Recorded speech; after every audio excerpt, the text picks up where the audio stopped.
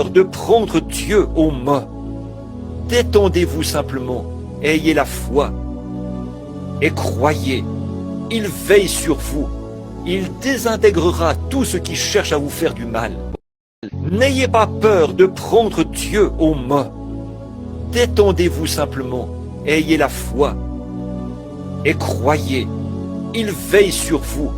Il désintégrera tout ce qui cherche à vous faire du mal. N'ayez pas peur de prendre... Élysée,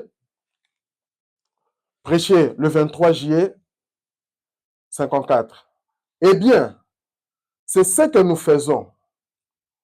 Parfois, nous nous emballons quelque part sans penser à Dieu, sans prier pour cela, pour demander au Seigneur si nous devrions faire cela ou pas. Et nous nous retrouvons à court de bénédictions.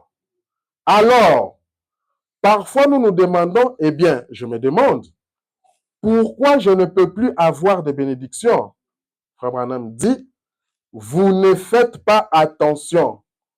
Vous vous êtes relâché dans la vie des prières. Vous dites, eh bien, je suis chrétien. Eh bien, c'est le plus grand signe que vous devriez prier. Parce que quand tu te dis, je suis chrétien, donc tu dois prier. Tu ne peux pas me dire que tu es chrétien et que tu n'as pas la vie des prières. Amen. Plus que jamais. Et le frère Branham rajoute, lisez la Bible chaque jour. Priez chaque jour. Il a dit, c'est là où ça m'avait tiqué, ne prenez pas de décisions trop à la hâte ou trop vite. Amen. Sans savoir premièrement consulter Dieu à ce sujet. Amen. Amen. Demandez-lui, dois-je faire ceci, Père? Demandez-lui. C'est là où le frère Branham nous montre qu'il faut être patient. Parce que quand tu vas à la hâte, tu risques d'être seul. Amen, amen. Amen. Alors, est-ce ta volonté que je fasse ceci? Écoutez maintenant.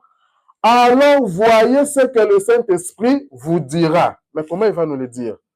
Le frère Branham précise, il peut ne pas vous donner une vision, mais il vous parlera d'une façon ou d'une autre. Amen. Amen. C'est ce que j'ai dit. Chacun de nous doit savoir comment est-ce qu'il traite avec Dieu, comment Dieu lui parle. Amen.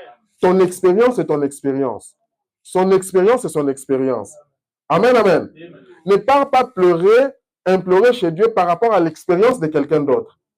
C'est là où il dit que nous devons avoir une expérience personnelle avec Dieu.